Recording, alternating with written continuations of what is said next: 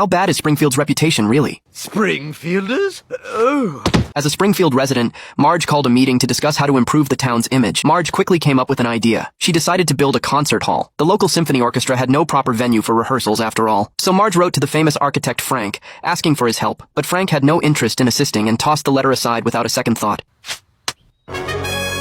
Everyone was amazed when they saw the model of the concert hall. The mayor stated that fundraising would be needed for the construction, but once completed, it would boost Springfield's image. Construction progressed rapidly, and the concert hall was finished in no time. On the day of the opening ceremony, the Simpson family dressed up in their finest and attended. As the symphony began to play, people started getting up and leaving one after another. Marge tried to persuade everyone to stay and finish listening, but when they found out what the next piece would be, the crowd fled in a panic. Even Marge was dragged out with them. After that, despite offering discounts, no one came to the concert hall. Springfield ended up going bankrupt because of it. As everyone discussed solutions, Burns announced that he was willing to buy the concert hall. The mayor agreed on the spot. It turned out Burns planned to convert it into a prison. Marge was deeply disappointed by this. The prison conversion was completed quickly, and a long line formed of people applying to be guards. Homer also showed up to apply. The prison officials were impressed with Homer's performance, and told him he could be hired as long as he passed the medical exam. Homer soon submitted his samples for testing. Meanwhile, a driver worried his own samples would fail, so he swapped them with Homer's without being noticed. When the drug test results came back, Burns was shocked by Homer's results and ordered the guards to escort him out. Burns mentioned that the prison was operating at a loss. The sheriff suggested they arrest more criminals to fill it up. On the other side,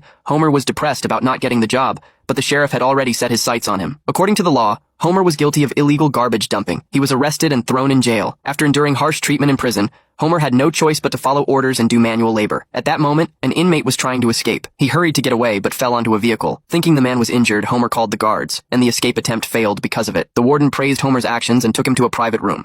Burns offered Homer a deal to become an informant in the prison. Homer initially wanted to refuse, but ended up agreeing on the spot. That night, while taking a shower, Homer asked around for information about the other inmates.